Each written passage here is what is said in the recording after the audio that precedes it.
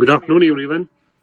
आज जो हमारे साथ शख्सियत जुड़ी है डॉक्टर प्रदीप कुमार ठाकुर साहब, उन्हें किसी इंट्रोडक्शन की जरूरत नहीं। तो डॉक्टर साहब, सबसे पहले आपका स्वागत है लेक्स ऑर्क्यूज पब्लिकेशंस में। हम आपके बारे में और जानना चाहते हैं, जैसे डॉक्टर प्रदीप कुमार ठाकुर साहब कहाँ से हैं, वो क्या करते हैं, और उनकी जो राइटिंग की शुरुआत हुई, आपकी जो जर्नी है वो कैसे स्टार्ट हुई सर? मैं डॉक्टर प्रदीप कुमार ठाकुर, एक्चुअली मेरा जुड़ाव बहुत अरसे से शिक्षा के लाइन में रहा है, एजुकेशन लाइन में रहा है। और मैं नवोदय विद्यालय समिति में प्रिंसिपल रहा 18 वर्ष तक, और उसके पहले टीचिंग रोल्स में रहा, इंग्लिश टीचिंग में रहा। और मेरा शुरू से ही राइटिंग के प्रति थोड़ा झुकाव रहा है, क्योंकि मेरे परिवार में भी जो हमारे नाना थे, उन्हें साहित्य अकादमी अवार्ड मिला था और कई पुस्तकों के रचयिता थे वो। और उन्हीं से परिवार के संस्करण भर के मुझे प्रेरणा से हुई। और मैं शुरू से ही, बचपन से ही, बल्कि मैं ये कहूँ, मैं लिखने की जो प्रवृत्ति रही है मेरी, बहुत शुरू से ही रही। और अपने प्रोफेशनल लाइफ में भी मेरा वो जारी रहा। और रिटायरमेंट के बाद मुझे अच्छा मौका मिला कि मैं बिल्कुल फ्री हो गया, तब पब्लिकेशन के क्षेत्र में भी मैं आगे अपना योगदान में देना चाहा। और आप लोगों के सहयोग से खासकर मैं आपका विशेष आभारी भी हूँ कि बहुत ही अच्छे रिस्पांस के साथ बहुत समय मेरी किताब पब्लिश हुई। और इसके पहले मैं छोटी सी बात और बताना चाहता हूँ। हर छोटी बातों के लिए मैं काफी गंभीर रहा, जैसे जीवन में क्या क्या मुसीबतें आती है, या किसी खास मौके पर क्या झेलना पड़ता है, कैसे सफलता आती है, उसको मैंने अपने ढंग से नोट किया। और उस पर मैंने सोचा कि उस नजरिए से मैं किताब को लिखूं, जो दूसरे भी पढ़ें तो उन्हें भी एहसास हो कि मैं अपनी बात में उनकी बात में कर रहा हूं। तो अभी वर्तमान में रिटायरमेंट के बाद मेरी लेखनी रुकी नहीं, बढ़ गई है। और फिलहाल झारखंड सरकार में उनकी तरफ से एक ऑफर आया था इंटरव्यू का, मैंने इंटरव्यू पेश किया था। और फिलहाल मैं स्कूल मैनेजर के पोस्ट पर झारखंड में देवघर जिला के जितने सीएम स्कूल ऑफ एक्सीलेंस हैं, उनकी देखरेख की टोटल 3 विद्यालय हैं वहाँ, जो कि आदर्श विद्यालय के नाम से जाने जाते हैं। झारखंड सरकार का विशेष एक है, सीबीएसई बेस्ड स्कूल है। तो 3 स्कूल की मुझे जिम्मेदारी मिली है। अभी मैंने रिसेंटली ही पिछले सप्ताह में ज्वाइन किया है उसके पहले आपकी बात जो हुई मैं बता देना चाहता हूँ। उत्तर प्रदेश सरकार में भी अटल आवासीय विद्यालय था, वहाँ फिर मैंने ज्वाइन किया था, लेकिन किसी कारण से अपने को विड्रॉ किया। राइटिंग में कुछ ज्यादा समय लगाना चाहता था। और अभी फिर वहां से भी एक प्रोस्पेक्ट है कि प्राचार्य के रूप में, प्रिंसिपल के रूप में मैं वहाँ पे योगदान दूं। तो बस आप लोगों के सहयोग से, आप लोगों के प्यार से बस मुझे प्रोत्साहन मिलता आ रहा है। और मेरी किताब आप ही के प्रकाशन का ये सब है, ये रिसेंट बुक्स है, इसमें तो फिगर इस तरह से आ रहा है। anyway, तो बहुत सी किताबें आई है। मैं इस पर आपकी कोई जिज्ञासा होगी तो मैं आगे बताना चाहूंगा। जी जी, बिल्कुल सर, बिल्कुल। आपका जो सर कंट्रीब्यूशन है लिटरेचर की तरफ, वो उससे बहुत फायदा मिलता है, ऑथर्स को भी, स्टूडेंट्स कम्युनिटी को भी, और इन जनरल जो भी रीडर्स हैं, हर किसी को फायदा ही सर पहुंचता है। तो सर एक छोटी सी रैपिड फायर राउंड स्टार्ट करते हैं। डॉक्टर साहब को ज्यादा क्या पसंद है, चाय या कॉफी? चाय पसंद है। अच्छा अच्छा सर। तो सर आपको क्या पसंद है, किंडल या पेपर? जैसे जब हम सर पब्लिश करते हैं तो आपको ज्यादा क्या पसंद है, हार्ड कॉपी में? नहीं, पेपर बैक निश्चित रूप से पेपर पसंद है। और मैं किंडल का भी प्रयोग करता ही हूँ, बिल्कुल। एग्जैक्टली सर, पेपर बैक बहुत ही उसमें जो पृष्ठ की जो खुशबू है, एग्जैक्टली, खास के पुराना हो गया तो और वो अलग खुशबू आती है। न्यू किताब है, उसकी अलग से खुशबू होती है। उसका जो आनंद है वो शायद मैं नहीं पा रहा हूँ किंडल एडिशन में भी। लेकिन मैं मोबाइल पे नहीं पढ़ सकता हूँ, किंडल डिवाइस का यूज करके ही मैं पढ़ता हूँ। और अपने आप को पढ़ने में लगाया, और जो मैंने ऋण उसको मैंने जो कर्ज हम पे है, शिक्षा का कर्ज है, उसको उतारने की मैं कोशिश कर रहा हूँ। कि मैंने जो अपने लेखकों से सीखा है, जो बड़े बड़े जो थिंकर्स हैं, उनकी तरफ से जो थॉट्स हैं उनको मुझे पढ़ने का मौका मिला। उस कर्ज को मैं उतार नहीं सकता हूँ, फिर भी छोटी सी कोशिश है इस कर्ज को पुस्तक लिखकर मैं उतारने की कोशिश कर रहा हूँ हल्के उससे। बेशक सर, जैसे सर आपने कहा कि दोनों एडिशन चाहे किंडल हो या पेपर बैक हो, दोनों के अपने ही फायदे होते हैं। जैसे सर जो पेपर बैक या पेपर फॉर्मेट हार्ड कॉपी होती है, लाइक वो एक अलग ही फीलिंग देती है जब हम किताब को स्टडी करते हैं। और सर जो आपकी किताबें हैं वो तो दोनों फॉर्मेट्स में अवेलेबल हैं। जो भी लाइक उन्हें परचेज करना चाहता है, उन्हें लाइक उनका आनंद लेना चाहता हो, वो सॉफ्ट कॉपी भी ले सकता है और हार्ड कॉपी भी ले सकता है। दोनों लाइक अमेजोन पे अवेलेबल हैं, गूगल पे अवेलेबल है, हमारे वेबसाइट पे अवेलेबल है। तो दोनों के अपने फायदे हैं। लाइक कोई ट्रैवल कर रहा होता है, कहीं पे होता है, तो वो सॉफ्ट कॉपी भी ले सकता है। तो सर जो आपकी किताब है अंतर्मन की यात्रा, ये यात्रा कैसे शुरू हुई? इसकी शुरुआत कैसे हुई सर? इसकी शुरुआत मैं थोड़ा पीछे चला जाना चाहता हूँ, बचपन की तरफ। और मैं सोचा करता था कि मैं जब अपने नाना जी को देखता था, वो मुख्य रूप से साहित्यकार थे और बाद में राजनीति में आए। वो दरभंगा पार्लियामेंट्री कॉन्स्टिट्यूंसी से वो सांसद चुने गए थे। उसके पहले बिहार विधानसभा में भी सदस्य बने थे वो। लेकिन मुख्य रूप से उनका पढ़ने का, उनको मैं देखता था पूजा पाठ के प्रति काफी वो शुरू से वो बहुत वक्त लगाते थे शुरू में, जो भी उनका जो रिचुअल्स होता है। मैं उनसे कुछ प्रश्न पूछा करता था कि इससे क्या फायदा होता है, क्या होता है। वो बताते थे कि वो बड़े साइंटिफिक ढंग से एक्सप्लेन भी करते थे। इसका ये मतलब है, जो प्राणायाम करते हैं पूजा के क्रम में, तो इसका ये असर होता है, हमारा ये थिंकिंग स्मरण शक्ति मजबूत होती है। तो मुझे बहुत ही मैं प्रभावित हुआ था। मैं चाहा कि इसका क्या है, मैं खोज करूं इस पर। और खोज कैसे करूं? मैं तो अपने प्रोफेशनल लाइफ में था, स्टूडेंट लाइफ में पढ़ाई की तरफ था, लेकिन इसके जब भी समय मिलता था मैं सोचा करता था। तो मैं सोचा कि इन सारे थॉट्स को मैं यदि मैं एक जगह संकलित करूं, और मैंने संकलित शुरू से ही करना शुरू किया था। अपनी डायरी में लिखता था मैं, शुरू में हिंदी में लिखता था, बाद में उसको अंग्रेजी में लिखना शुरू किया, और कंपाइलेशन करके लास्ट में रिटायरमेंट के बाद मैं एक किया कि हर एक स्टेप पे जहां जहां अपने अनुभव हम सीखते हैं, देखते हैं। कोई भी धार्मिक विश्वास है, मंदिर जाते हैं, मस्जिद जाते हैं, चर्च में जाते हैं, वहां जो सिस्टम है मिला जुला के देखिएगा, बेसिक एक ही है, लेकिन उसका साइंटिफिक आधार क्या है। यदि कोई हम अच्छा कार्य करते हैं, जो ऑक्सीटोन जो डॉक्टर मेडिकल टर्म्स में है, वो हार्मोन्स का स्राव ज्यादा होता है, तो ऑटोमेटिकली उससे हमें शरीर को, स्वास्थ्य को, मन को काफी फायदा पहुंचता है। धर्म के पॉइंट यूज करते हैं कि गॉड ने, भगवान ने अपनी मेहरबानी की, तो वो है कि हमारे मन की ही खोज है। सब कुछ हमारे अंदर में ही है। ये इस बात सब लोग जानते हैं, सब लोग समझते हैं, फिर भी पता नहीं समझना नहीं चाहते हैं। ये नियति है। मृत्यु को सब लोग जानते हैं, एंड पॉइंट को सब लोग जानते हैं, लेकिन समझना लोग नहीं चाहते हैं, उसको एहसास करना नहीं चाहते हैं। एहसास होने के बाद भी उसको स्वीकार नहीं करना चाहते हैं। तो इन सब बातों को मैंने एक बिल्कुल ही एक सरल अंदाज में, जो आज के बोलचाल की भाषा है हिंदी में, क्लिष्ट हिंदी, साहित्यिक हिंदी में मैं नहीं गया, बिल्कुल जो बोलचाल की भाषा है आज के जनसुन ध्यान रखते मैंने उसको लिखा, और मुझे अच्छा लगा। और उस किताब को पढ़ने में, आप देखे होंगे तो लगता हुआ कि सही में वो किताब नहीं है, बातचीत का एक पैनल, उसे बात कर रहा है, लगता है हम आपसे मुखातिब हैं, बातचीत हो रही है। तो प्रेरणा मेरी शुरू से ही, और आप लोगों से कुछ रोज में लोग जुड़ाव होता है, टीचर्स से, समाज से, प्रोफेशनल लाइफ से, और खास के स्टूडेंट्स जो लर्निंग एज में हैं, उनको भी अच्छा लगता है, तभी उनसे बातचीत करता रहता हूँ। मेरी आदत है बातचीत करता रहता हूँ। बिल्कुल सर, बिल्कुल। तो सर आपकी जो और एक किताब है बियॉन्ड दी लास्ट ब्रेथ, इसे पढ़ के ऐसा लगता है जैसे कि मौत का जो डर है वो कम हो गया हो। लाइक सर, आपने डेथ के बारे में लिखने का फैसला कैसे किया और क्यों किया? हाँ, ये ऐसा विषय है जिसके लिए मेरे मन में शुरू से ही जिज्ञासा, क्यूरियोसिटी जिसको कह सकते हैं, शुरू से ही बनी रही थी।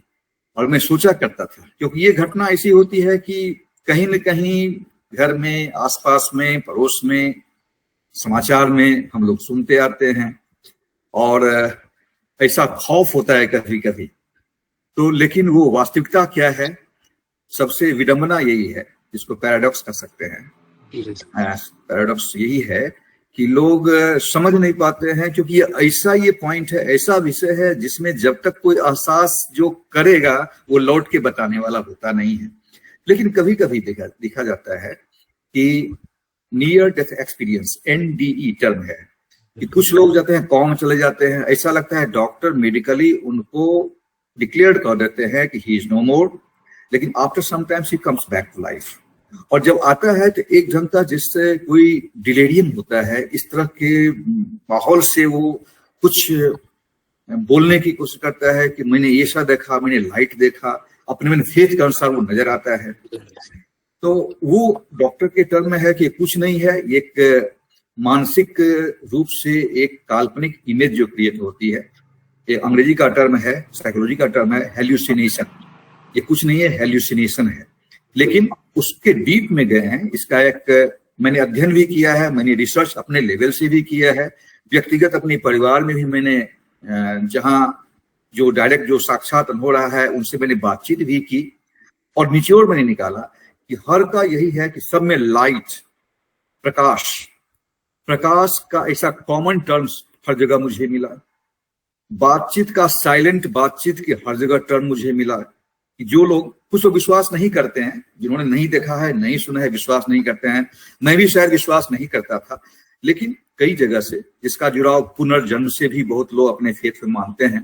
आप सुने होंगे कि एक छोटे बच्चे के मुंह से लगा के पुरानी जगह पे गया, वहां से उसको याद आया कि वहां है, उसका अलग अलग टर्म है। लेकिन मुझे लगा कि ऐसा विषय है, इसमें कंफ्यूजन बहुत ही ज्यादा है, और शायद कहीं कहीं इसका निगेटिव फीलिंग्स भी आ रहा है। लोग उसको दूसरे नजरिए से देखते हैं, ऐसा ये शब्द है या ऐसी एक ऐसे जीवन का पड़ाव है जिसको लगता है एंड मान लेते हैं, तो वो एक्चुअली एंड नहीं है। मैं छोटा उदाहरण, बिल्कुल छोटा एग्जाम्पल, समय को ध्यान रखने करना चाहता हूँ। कैटरपिलर का एग्जाम्पल है। जो लोग इग्नोरेंट है, नहीं जानते हैं, सिंपल आंख से देखेंगे तो उसे बहुत अफसोस होगा, कैटरपिलर कितना सुंदर, कितना टॉर्चर हो रहा है, कितना वो नष्ट हो रहा है, खत्म हो रहा है। उसे ये पता नहीं अगला फेज क्या होगा, लेकिन उसे पता बिल्कुल नहीं है वही कैटरपिलर जिसको डेथ कहते हैं, वो डेथ के बाद बिल्कुल सुंदर से तितली के रूप में, रंग बिरंगी तितली में, मन को खुश करने वाला पूरे पुष्प उपवन में वो विचरती हुई तितली आ जाती है। तो जिसको लोग कैटरपिलर लास्ट मान लिए, उनको तो लगेगा कि बस यही खत्म हो गया है, लेकिन आगे का पड़ाव देखते नहीं है। एक छोटा सा सीड है, बीज है, लोग देखते हैं बिल्कुल सड़ गया है, खत्म हो गया है, काला हो गया है, ये तो कितना वो सुंदर लगता था, खराब हो गया है, ये तो फट गया है, लेकिन उसमें सैपलिंग जो आ रहा है उसको नजर नहीं आ रहा है। तो वही जीवन के साथ है, जिसको हम मौत कहते हैं, जिसको एंड पॉइंट मानते हैं। ये रिसर्च किया हुआ है, फैक्ट है। इस पर यदि वो बिल्कुल एक माइक्रोवेव में स्टडी और रिसर्च लोग करें तो बिल्कुल ये कॉमन बात पाएंगे कि डेथ के समय आदमी लास्ट मोमेंट में बहुत ही रिलीफ महसूस करता है, जिसको हम लोग डेथ कहते हैं। जो इग्नोरेंट आदमी, जो अज्ञान आदमी, अज्ञानता के कारण हम उसको डेथ कहते हैं, वो एक्चुअली एक ट्रांजिशन ऑफ लाइफ है, एक फेज से दूसरे में जाते हैं। तो वहां जो इसको झेलता है उसे लगता है कि बहुत ही आनंद लोग, और अंदर से मुस्कुरा रहा है। चेहरा किसी का डिस्टॉर्ट होने की यदि रियल फेज है तो सडनली होता है बीच में, लेकिन वो तो आगे का क्या है। लेकिन संजोग यही विडंबना है, आगे क्या हो रहा है नोबडी नोज, क्योंकि हमारे पास कोई कहने के लिए होता नहीं है। लेकिन इसमें जो मैंने जो कहानी पढ़ी, मैंने जो रिसर्च बेस्ड कोई फाइंडिंग्स पढ़ी, बहुत मैगजीन्स में, मैं द वीक मैगजीन में मैं उसमें भी कॉलमिस्ट में हूँ, मेरी एक रचना भी उसमें आ रही है, अभी हार्ड परसिस्ट पे आ रहा है उस पर जल्दी, द वीक इंग्लिश मैगजीन है। तो एक मैंने इंडिया टुडे में वीक में कोई एक मुझे ध्यान में है कि लगभग 1997-98 का समय था, मैंने एक स्पेशल अंक निकला था, उसमें इस तरह की आर्टिकल्स आई थी। मुझे बहुत ही उसका इंटरेस्ट लगा था कि मैं खुद ही रिसर्च करूं इस पे। उसमें जो पढ़ा उसके आधार पर मैं यही महसूस किया। मुझे लगा कि मेरी बहुत शुरू से इच्छा थी कि मैं इस पर खुद अपने रूप से, मैं डायरी में लिखता आया था, उसको पुस्तक के रूप में मैं दूं। और पुस्तक के रूप में मैं बिल्कुल ही लेक्जर्स पब्लिकेशन का बहुत धन्यवाद करता हूं कि उन्होंने मेरे इस स्वप्न को अंजाम दिया, और इसी के साथ साथ मेरे ड्रीम प्रोजेक्ट है वो भी पूरा हुआ। मैंने ड्रीम पर मेरी किताब है वो भी आई। तो ऐसा विषय है, इस पे जो लंबी वार्ता की जाए शायद उसका अंत नहीं है, तो मैं छोटे रूप से मैं बता देना यही चाहता हूँ। तो इसका ये सर, हम तो आपका धन्यवाद करना चाहते हैं कि आपने जो फैक्ट बेस्ड और रिसर्च बेस्ड किताबें लिखी हैं, तो लाइक उनको ऐसे शब्दों में तो बयान नहीं किया जा सकता। एक रीडर उन्हें पढ़ने के बाद ही फील कर सकता है कि आपने लाइक कितनी मेहनत की है उनके पीछे, जो इन किताबों के पीछे मेहनत लगी है, दिन रात आप रिसर्च करी है और फिर हमारे सामने इन किताबों को लाया है, तो वो एक रीडर ही समझ सकता है। जी जी, मैं ये कहूँ इस किताब के लिए यदि पूरे टाइम स्पैन को मैं लूँ तो मैं 20 ईयर्स भी काउंट करता हूँ, शायद उससे भी वो कम होगा, क्योंकि वे एक दिन का नहीं है, वो शुरू से लास्ट में मैंने उसको कंप्लीट किया है उसको। और सर, ड्रीम एंड रियलिटी और ड्रीम सिग्नल्स दोनों ही आपकी नई किताबें हैं, तो सर इन दोनों ने सपनों को स्पॉटलाइट में ला दिया है। क्या आपके सपने भी आपको लाइक लिखने में गाइड करते हैं? जैसे बहुत सारे राइटर्स हमने देखे हैं, वो कोई सपना देखते हैं और फिर वो सपने को एक किताब की शक्ल में पेश करते हैं। क्या आपके साथ कुछ ऐसा लाइक? हाँ, जरूर। हाँ, ये ऐसा विषय है जिसमें नेचुरली मुझे लगता है कि मैक्सिमम लोगों का इसमें इंटरेस्ट रहता है, और नेचुरली है कि एक बचपन से ही एक बच्चे का इंटरेस्ट होता है। मैंने ये ड्रीम देखा, और हमारे शिक्षक भी कहते हैं ड्रीम देखो, ऊंचा ड्रीम देखो, विजन रखो और अपने ड्रीम को पूरा करने का। तो ड्रीम जो शब्द है अपने आप में एक एब्स्ट्रैक्ट टर्म तो है, लेकिन निश्चित रूप से कंक्रीट वे में इसको हम यूज कर सकते हैं। तो मैं अपने आप से मैंने प्रेरणा लिया कि आखिर जो हम देखते हैं, कभी कभी मुझे ये लगा कि देखने के बाद सवेरे उठते फिर वो गायब हो जाता है दिमाग से। तो मैं आपको सच्ची घटना, बिल्कुल मैं अपनी घटना बता रहा हूँ। एक बार मैंने ड्रीम देखा कि मैं कहीं पे जा रहा हूँ, मेरे साथ हमारे 2 छोटे बच्चे भी हैं, उसमें स्कूल एज में थे वो, और वो भी साथ चल रहे हैं, और चढ़ते चढ़ते हम माउंट एवरेस्ट की तरफ जा रहे हैं, और पीक पे चढ़ रहा हूँ। मेरा बेटा नीचे है, वहां एक एप्पल कहीं पे कोई बेचने वाली कोई महिला थी, उसने सेब दिया उसको, मैंने कहा ले लो उसको, रखो उसको। और मेरी बेटी नीचे है, तो बेटा चढ़ गया, हम चढ़ गए, बेटी नीचे है, कहे आ जाओ, हाथ पकड़ो, तुम भी आ जाओ आ जाओ। और वो आ रही है, क्या आ रही है मुझे ड्रीम में याद नहीं रहा, एकाएक नींद खुल जाती है। मैंने कहा मैं भूल ना जाऊं, उसके डायरी में लिखा। वो लगभग मुझे लगता है 12-13 वर्ष हो गए इसको, मैंने लिखा, इसको लिख लिया और उसका सिंबल मैंने निकाला। मेरा इंटरेस्ट है, सिगमंड फ्रॉइड राइटर हैं, यूरोपियन राइटर थे, और उनकी किताब ड्रीम इंटरप्रिटेशन को मैंने पढ़ा था, जो कि मुझे काफी क्लिष्ट लगा, लेकिन मुझे बहुत इंटरेस्ट लगा उसमें। तो कहा जो dream interpretation mister Sigmund Freud ने लिखा है, तो और की तरह और भी जो वेस्टर्न थिंकर्स थे, उनकी बहुत सी किताबें हैं। तो मैंने सोचा कि उसको सरल भाषा में अपने रूप से, अपने अनुसार मैं लिखने की कोशिश करूं तो कैसा रहे वो। तो मैंने बस उसको ड्रीम जर्नल्स लिखना शुरू किया, और अभी भी यदि समय नहीं है आपको, मैं अलग से मैं भेजूंगा अभी, वो ज्यादा नहीं, 1 साल का ही ले तो हर एक दिन का मैंने क्या ड्रीम देखा, उसका क्या। आजकल इंटरनेट की फैसिलिटीज भी है, मैं सर्च करके गूगल सर्च से, और भी बहुत से चैनल्स हैं, उसके माध्यम से मैं जानना चाहता हूं। और मुझे आश्चर्य खुद भी हो रहा है, मैं आपको क्या बताऊं। मुझे लगा कि जैसे बच्चे का मैंने ड्रीम दिखलाया आपको, मुझे लगा कि निश्चित रूप से बच्चे हमारे पीक पे पहुंचेंगे। और मेरा बेटा जो है IIT में पढ़ने के बाद फिजिक्स का क्लास लिया था वो, और फिर वो बीस पिलानी चला गया, IIT फीस नहीं मिला, तो अभी वो IIT में असिस्टेंट प्रोफेसर 2 साल पहले ज्वाइन किया। बेटी मेरी ऑर्थोपेडिक्स में, वो अच्छे से मेडिकल कॉलेज लखनऊ का है, और दिल्ली एम्स में भी अब वो क्वालिफाई करके भगवान के पास ज्वाइन करने वाली है। तो मैंने उस ड्रीम वहां से निकाल दिया कि तुम लोगों के साथ ये जो होना है, continue with full faith and I have dream for you and it will get realized. इसी तरह मुझे अपने लिए एहसास हुआ कोई खतरा आ रहा है, डेंजर आ रहा है। समय यदि आपके पास समय 30 सेकेंड में बताना फिर चाहूंगा। बिल्कुल सर, बिल्कुल। हंड्रिंग हुई, बहुत इंटरेस्टिंग है। हंड्रिंग हुई, और मैंने एक दिन पहले सपना देखा था, मेरी मदर जो एक्सपायर कर गई थी, मैंने देखा कि मेरी मदर मेरे घर में कहीं पे जा रही है जहां बिजली का तार बहुत लटका हुआ है, बहुत डेंजरस लग रहा है सपना में, और मैं चिल्ला रहा हूं, मेरी मदर अंदर चली गई है, और वहां से स्पार्क हुआ है। ये मैंने ड्रीम में देखा। उसके बाद नींद ने मेरी खुल गई, मैंने लिखा उस ड्रीम को, ये क्या हो सकता है, और शायद अलर्ट रहना है, क्या रहना है। मदर ने शायद कॉशन दिया है, कोई ऐसा कुछ एहसास दिलाने की कोशिश की है उनकी आत्मा ने मुझे। तो मेरा बेटा जो है वो दिन वो कंप्यूटर सेट पे बैठा हुआ था, बहुत ही कुछ काम कर रहा था। उसी बीच बारिश का सभी समय था, तो मेरे घर के सामने मैं ऑफिशियल मेरा जो मैं प्रिंसिपल नवोदय विद्यालय में था उस समय, लंबा सा पुराने समय का जो लो पावर ट्रांसमीटर का जो टावर लगा रहता था बिल्कुल सटा के, उसी से कनेक्ट करके जो कि एंटीना उसका वाईफाई का सिस्टम अच्छा पकड़े तो कनेक्ट था वहां।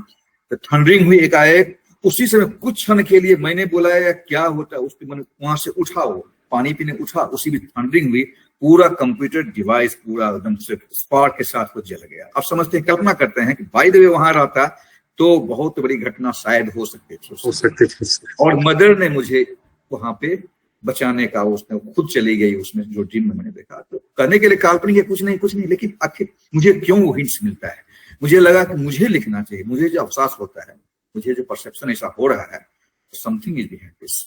तो मैंने उसको लिखा और वही ड्रीम सिग्नल्स जिसके बात आपके प्रकाशन से ये हुआ है। तो मैंने इस ड्रीम सिग्नल्स को पहले जनरल वे में जो भी मेरा रिसर्च रहा है, रिसर्च कह सकते हैं, प्रोफेशनल रिसर्च उस तरह का नहीं, अपने शौक का, जो एमेच्योर वे में हमने अपने शौकीय रूप से मैंने किया, कहीं किसी यूनिवर्सिटी का नहीं। और लास्ट में मैंने इसके एक कॉलम बनाया, अलग अलग सिंबल, जो कि लगभग आधे किताब में वही है कि ड्रीम एक ब्रीफ में दिया गया है। मुझे लगता है कोई भी दर्शक अननोन जिनका इंटरेस्ट शायद में नहीं हो, वो शायद शुरू करेंगे तो उनको बहुत ही अच्छा लगेगा ये। बिल्कुल सर। और हर व्यक्ति कौन हम में से हैं जिन्होंने ड्रीम नहीं देखा है, बिल्कुल याद नहीं रहता हो, उसको ध्यान नहीं देते होंगे, लेकिन ड्रीम में हमें सब कुछ मिल जाता है।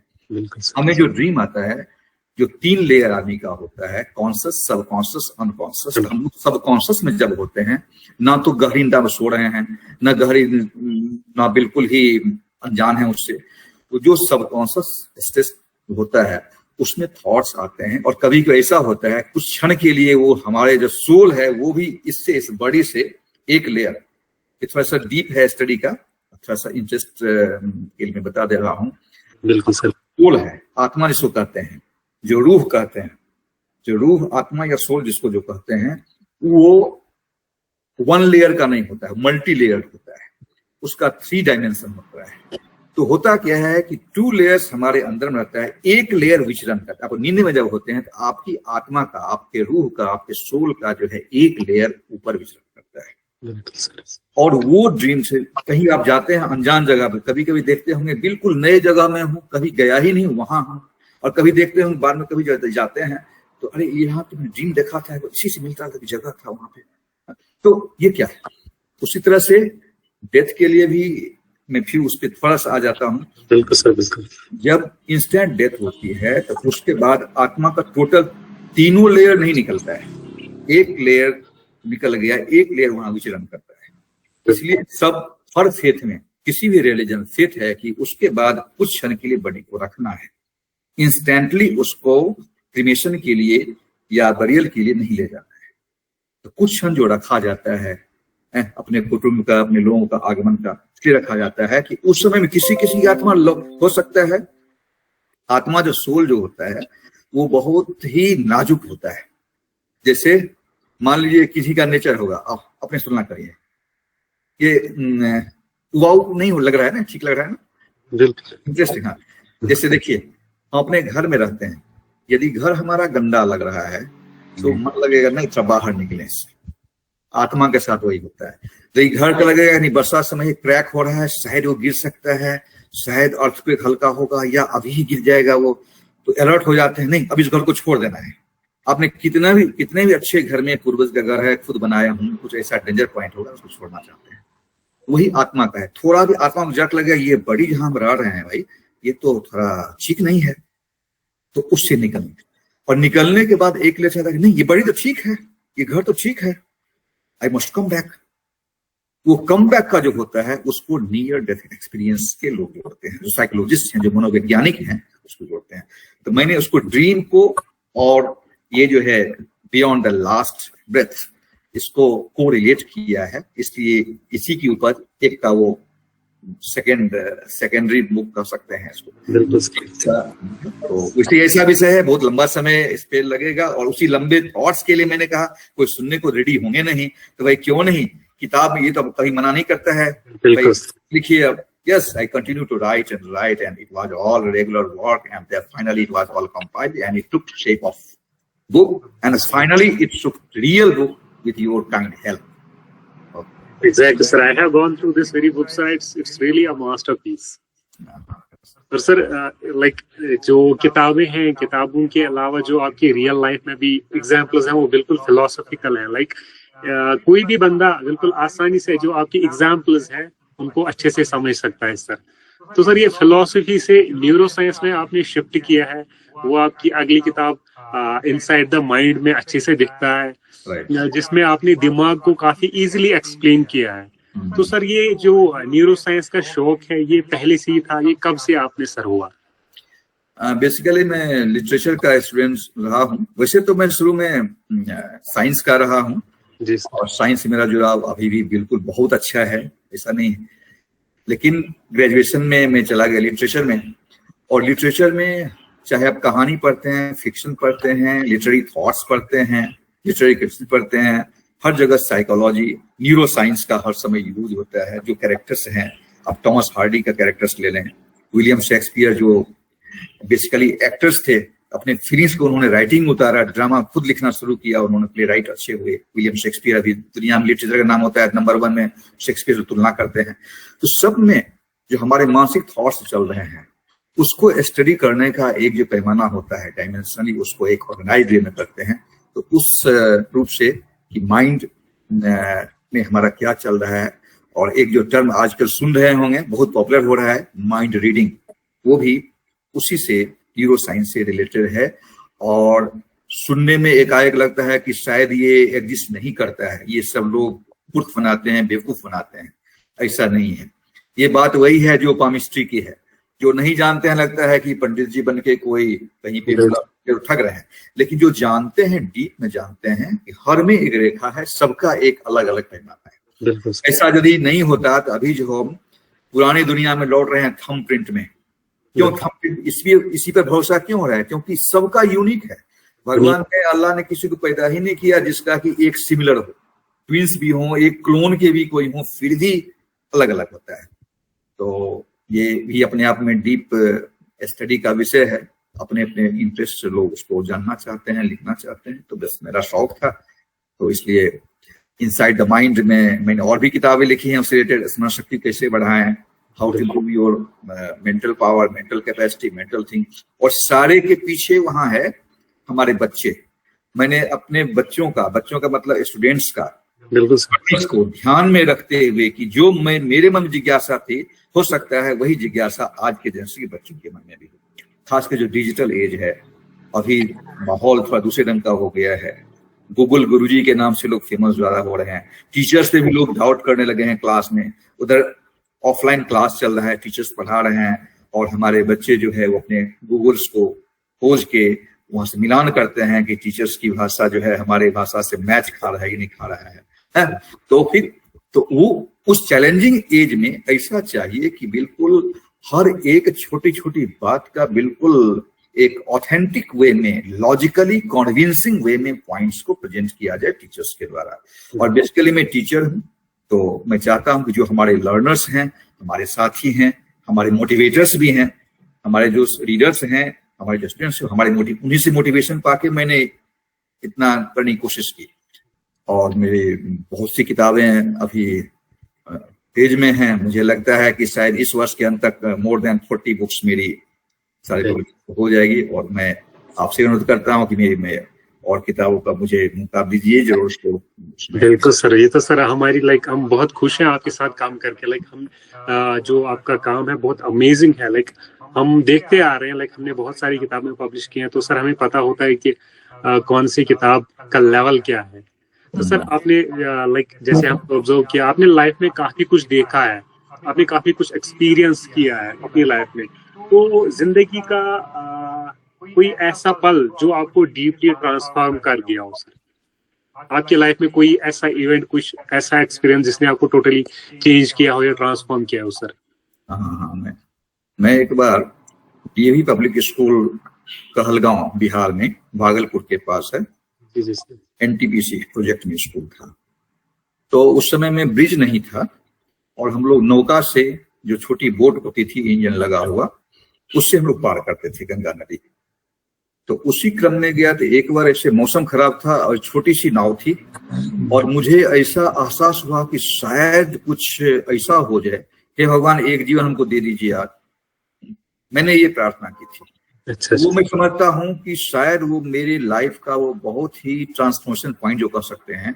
मुझे लगा कि हर एक पल व्यक्ति का इंपॉर्टेंट है। आज जो हम सोच रहे हैं कि चले बहुत समय है, कोई बात नहीं, हम कल कर लेंगे, मुझे लगा कि this is the last point for my life. और यदि मेरा इस शरीर से नाता छूट जा रहा है, तब तो मैं जो सोच रहा हूँ पता नहीं अगला किस रूप में मैं उसको कर पाऊंगा।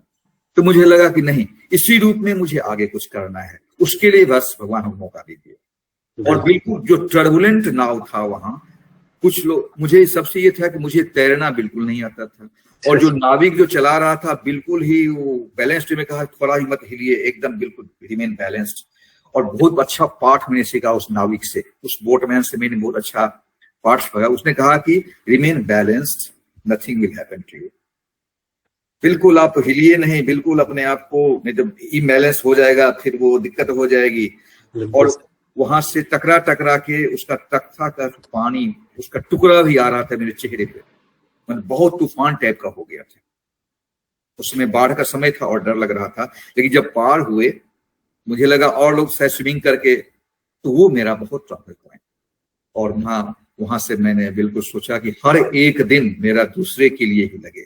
दूसरे के लिए कैसे लगे? सबसे अच्छी है लेखनी, इसको आप टीचिंग, आप किसी बच्चे को दे रहे हैं, मौका मिल रहा है, किसी दूसरे काम में अनावश्यक नहीं उलझें भी, उसमें सीखते हैं। बहुत सी उलझन होती है, उससे हम सीखते हैं। बहुत सी अर्जेंट स्थिति आ जाती है, उसमें हम सीखते हैं। अभी एक प्लेन क्रैश हुआ था जो कि पूरे दुनिया को हिला दिया, बिल्कुल का वहां। तो उसमें मैंने पहले एक टाइम टेबल में एक मैं फिक्शन लिख रहा था और अमेरिकन एडिशन उसकी पब्लिश हो गई अब। हाँ, तो वो उसका था द वेनिस्ड प्लेन करके मैंने लिखा था टाइम टेबल। उसमें है कि टाइम जोन से वो भटक के दूसरे टाइम जोन अपने से 400 वर्ष आगे चला जाता है। मैंने बहुत सी किताब पढ़ी थी, तो मेरा हुआ कि अपने ढंग से मैं लिखूं, और संजोग से वो घटना हुई तो मेरा वो एक्सेप्ट वहां पे प्रकाशक ने किया, तो उसने फिर उसको दिया है अमेज़न से। मैंने उसको, वो किताब मेरी ऑथर्स कॉपी भी शायद आ जाएगी, आ गई होगी। सर आप सर बिल्कुल अपनी किताबों की तरफ से लाइक अपने रिसर्च आर्टिकल्स के थ्रू, तो आप लाइक सोसाइटी की तरफ बहुत कुछ कंट्रीब्यूट कर रहे हैं। तो आपका कंट्रीब्यूशन तो बहुत यूनिक है सर। और सर जो आज की जो जनरेशन है, लाइक फास्ट पेस्ड जनरेशन, तो आप उन्हें क्या लाइक मैसेज देना चाहेंगे? आजकल के यूथ को आप क्या मैसेज देना चाहेंगे सर? बस छोटा सा कि अपने आप को संतुलित रखें। डेविएशंस का दौर है ये, और कंफ्यूजन का भी दौर है। जो भटक जाए उनके लिए रास्ता फिर बनने का दौर भी है। जैसे हम गूगल मैप से चलते हैं, एक बार रास्ता भटक गए तो कभी ये नहीं कहता है कि you are wrong, you are right always. Rerouting कर देता है। तो वो हम लोग को रीरूटिंग करने की जरूरत है। आज के दिन में संदेश देना चाहता हूँ कि अपने को रीरूट करिए। आपसे कोई मिस्टेक हो गया है, कहीं मिस कर गए हैं, तो don't be worried, you are not wrong.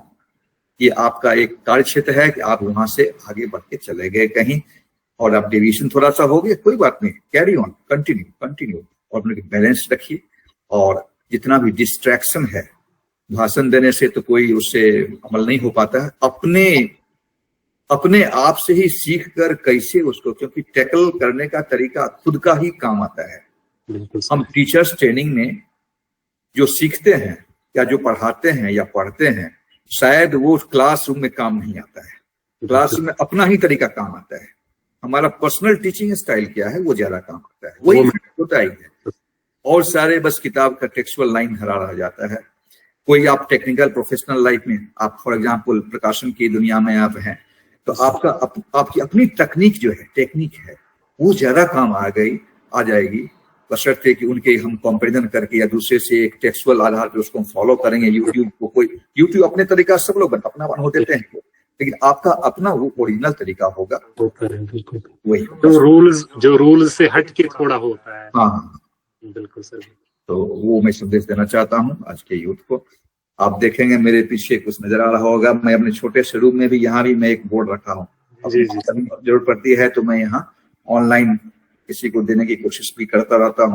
Sir, like बहुत सारे ऑथर्स ऐसे हैं, लाइक जो नए ऑथर्स हैं, ठीक है, वो लिखना चाहते हैं लेकिन वो लिख नहीं पाते हैं, या फिर वो लाइक शर्माते हैं लिखने से, या फिर उन्हें किसी किस्म का डर रहता है कि हम कैसे स्टार्ट करें, क्या लिखें।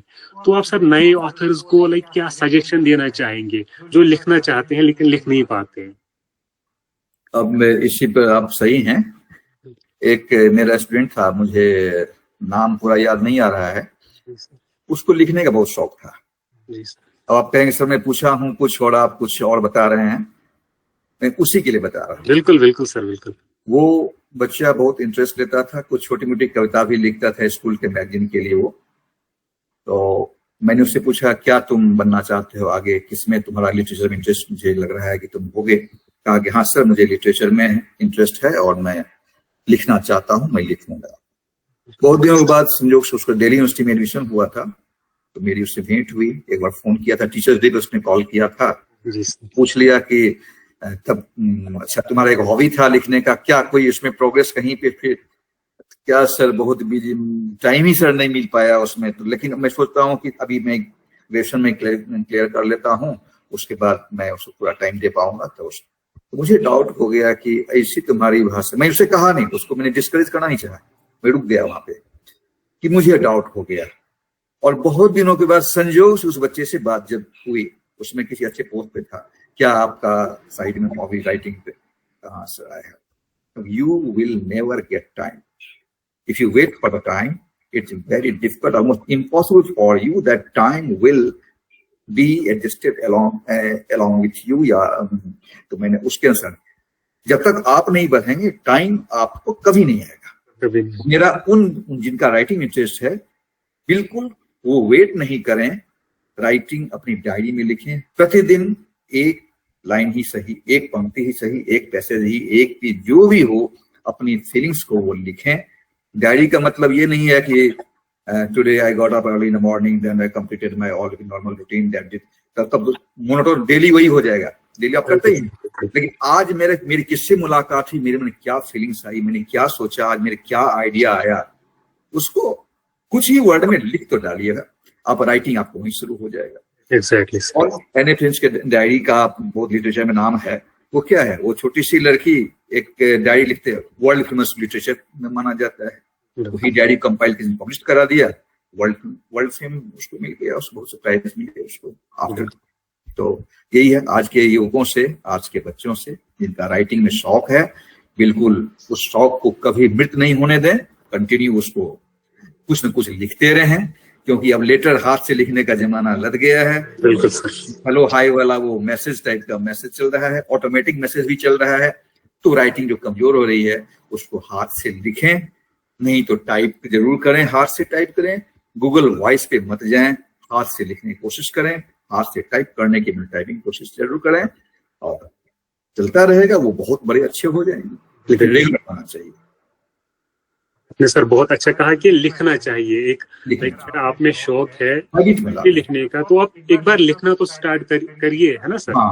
तो फिर आगे जाके और लाइक इम्प्रूवमेंट तो आती रहेगी। पहले लाइक थोड़ी सी डिफिकल्टीज आएंगी आइडियाज जनरेट करने में। तो एक बार अगर एक ऑथर जो है उसने लिखना स्टार्ट किया तो फिर इम्प्रूवमेंट तो आती रहेगी सर। सर अगर हम आपकी बात करें तो जो आपका रूटीन है वो क्या है सर लिखने का? मेरा रूटीन बिल्कुल नॉर्मल है, कुछ विशेष नहीं है। जी जी sir.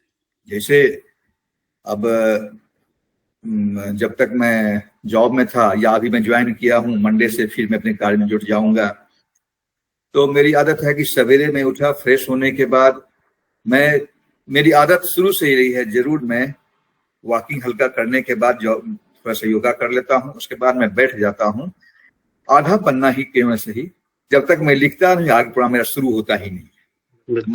My day never starts without writing a few words. बहुत बढ़िया। तो और एक बार मैंने लिख लिया तो उस पैटर्न का मैं दिन भर कितने आइडिया जुड़ जाते हैं, और शाम रात में 11 बज जाता है, 10:30 11 तक का मैं जल्दी सो जाने की कोशिश करता हूँ। सवेरे मॉर्निंग में 3:30 में उठने की कोशिश करता हूँ। तो उसके लिए मैं 10 से 10:30 के बीच सोने की कोशिश करता हूँ। तो उस समय तक लगता है कि जो छोटी लाइन मैंने लिखी सवेरे में, वो कितना बड़ा थॉट्स लेके वो रात में आ गई। तो वो मेरा प्रोग्राम चलता रहता है इसी तरह से, लेकिन डेली में रखता हूँ।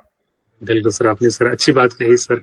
और सर जो आपका ये राइटिंग पैटर्न है, लाइक आप ज्यादा पसंद क्या करते हैं? लाइक जब आप लिखते हैं तब बिल्कुल शांति होनी चाहिए, या फिर आप रात में ज्यादा लिखना पसंद करते हैं, या फिर सर कोई म्यूजिक लगा के आप लिखना पसंद करते हैं?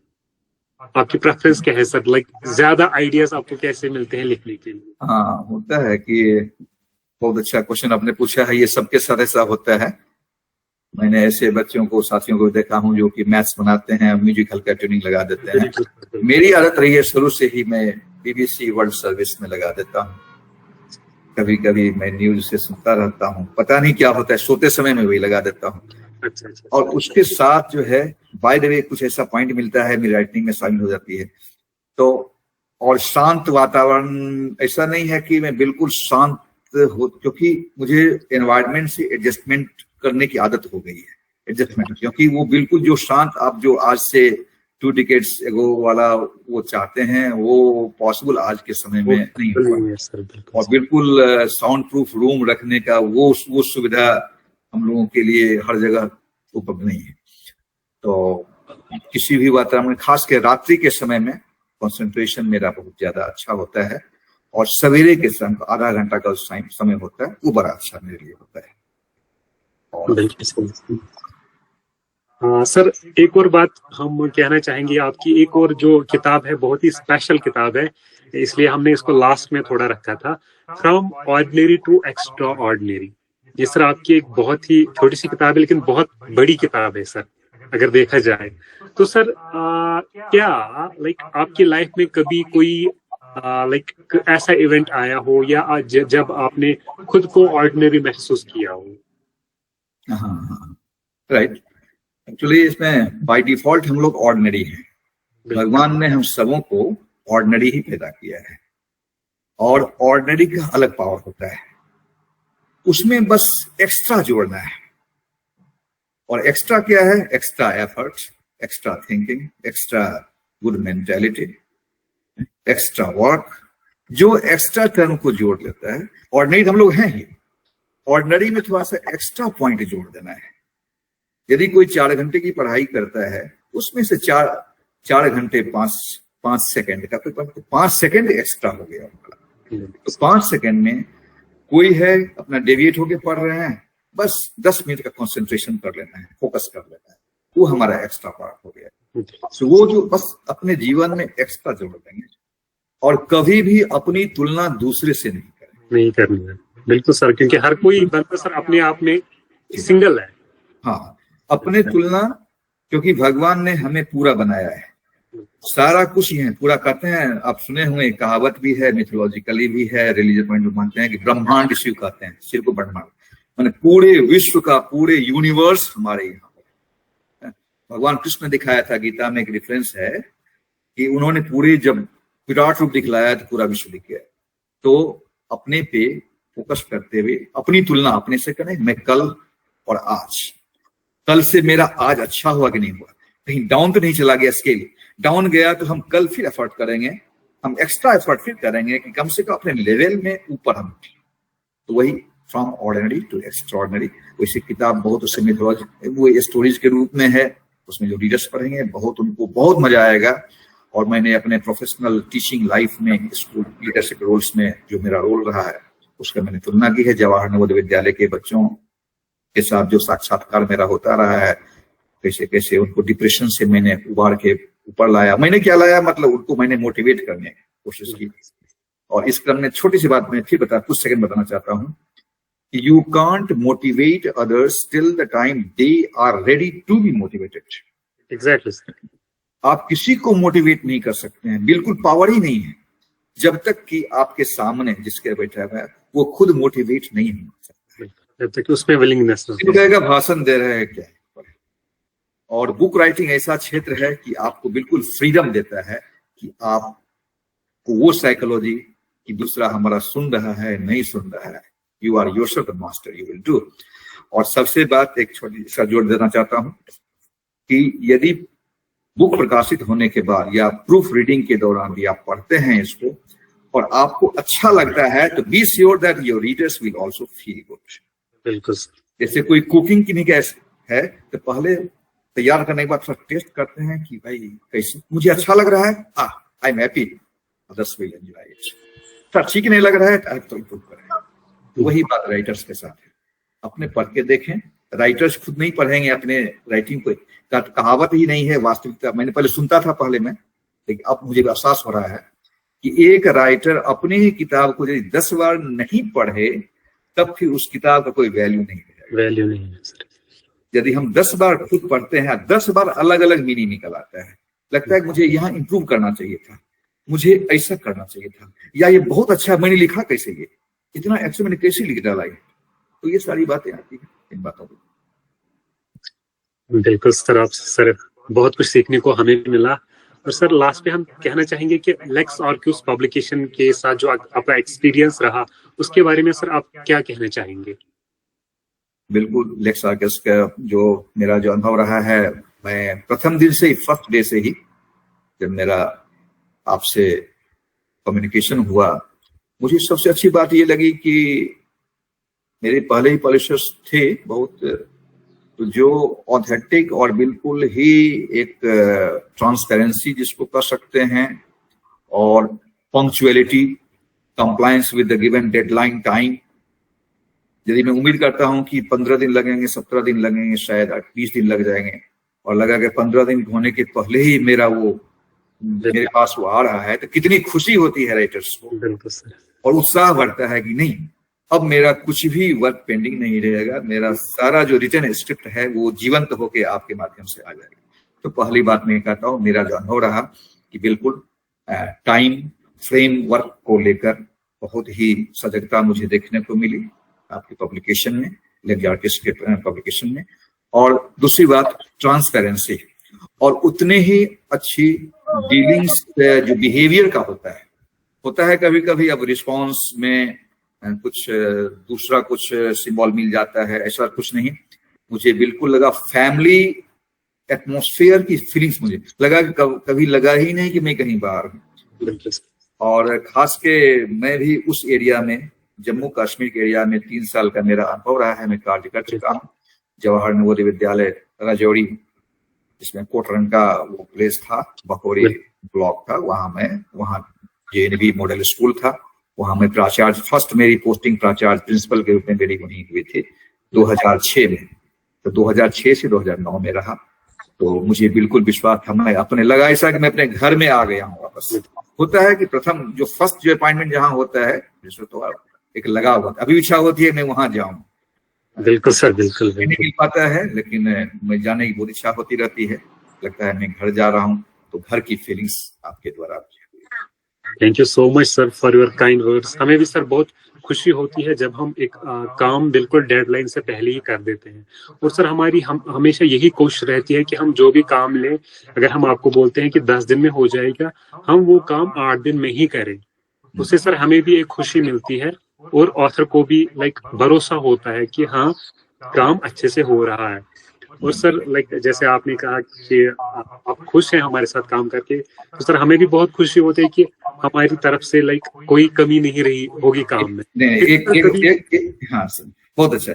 एक बात मैं जोड़ना चाहूँ, इसकी बुक की बाइंडिंग, इसकी क्वालिटी, पेपर्स क्वालिटी मुझे बहुत इंप्रेस किया। Thank you so much. हाँ, ये भी जो भी हमारे दर्शक भी जो कोई इसमें इससे रूबरू होंगे, उन्हें मैं बिल्कुल बताना चाहता हूँ कि लेक्स आर्क्यूस के जो वर्क है पब्लिकेशन का, वो बहुत ही ऑथेंटिक, शायद कोई विश्वास नहीं कर पाया, लेकिन इतना इंटरनेशनल लेवल का मैं समझता हूँ जो अमेज़न का एडिशन होता है। बिल्कुल सर, क्वालिटी, फॉन्ट सब कुछ। Thank you so much sir. Sir एक आखिरी सवाल, क्या आप आगे भी कुछ लिख रहे हैं, या अभी आप किसी मैन्युस्क्रिप्ट के काम कर रहे हैं जो आप हमारे साथ शेयर करना चाहेंगे? हाँ, अभी मैं एक आगे मेरा प्रोजेक्ट तैयार है, लगभग कंप्लीट, और इसकी फाइनली एडिटिंग में कर रहा हूँ। जी सर। मैंने किताब लिखी थी वर्ल्ड पैनोरामा। जी जी तो बहुत लेंदी हो गया था, उसमें विश्व के जितने भी देश हैं उनको कॉन्टिनेंट वाइज में लिखा। बाद में फिर मैंने अलग कर दिया, उसके 4 वॉल्यूम बना डाले। Asia, Europe, American continents and Africa, और ऑस्ट्रेलिया को फिलहाल और ओशियन कंट्रीज को मैंने छोड़ दिया है फिलहाल। एक वो बचा हुआ है, 4 मेरे वॉल्यूम तैयार हो रहे हैं, और अमेजन पे भी मैंने एक भेजा है, तो हो सकता है पब्लिश वो भी होगा। मैं चाहता हूं कि आपके पब्लिकेशन से चारों का एक सीरीज में वो हो जाए। For example American continents, total 35 countries American Nations हैं, सबका अलग अलग political, social, geographical, tourism scope, dollars, currency value against American dollar, all the countries जितने भी हैं सबका मैंने एक कॉमन, बहुत इंटरेस्टिंग अपने आप में है, जो बिना कोई फिगर मैप के ही वर्ल्ड पिक्चर से रीडर्स को एहसास हो रहा है कि I am travelling in that country.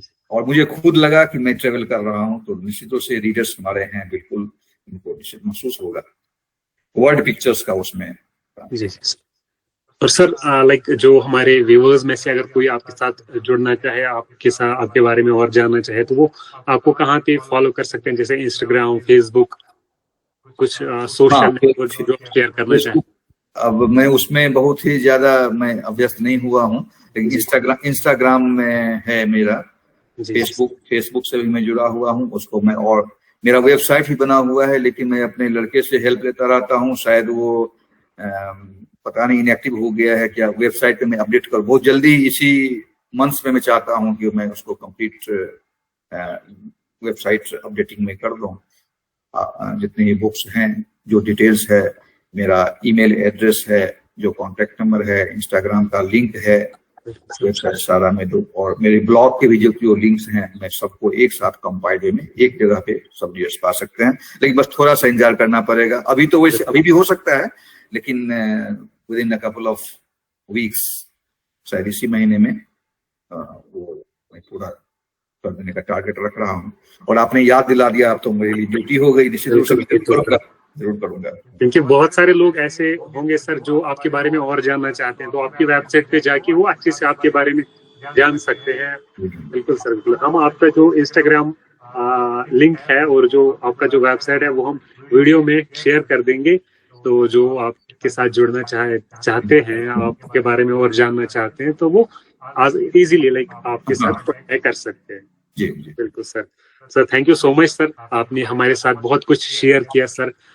Like आपने आपकी जो जर्नी है वो कैसे स्टार्ट हुई, आपने जो लिखना स्टार्ट किया, उसका एक्सपीरियंस आपने हमारे साथ शेयर किया। आपकी जो किताबें हैं, लाइक और भी आपने बहुत सारी किताबें पब्लिश की हैं हमारे साथ भी सर। अभी तक आपने 6 किताबें पब्लिश की हैं, तो हम उम्मीद करते हैं कि आगे भी हम आपका काम बिल्कुल अच्छे से करते रहें। और सर आपने लाइक जो नए ऑथर्स हैं उनके लिए कुछ मैसेजेस दी, कुछ टिप्स दिए, कुछ ट्रिक्स दिए, वो कैसे अपने आप को लाइक मोटिवेट कर सकें, वो कैसे लिखना स्टार्ट कर सके, वो कैसे एक बेटर ऑथर बन सके। सर आपने बहुत कुछ हमारे साथ शेयर किया। Thank you so much sir, we are happy to serve you. Thank you so much. Thank you sir.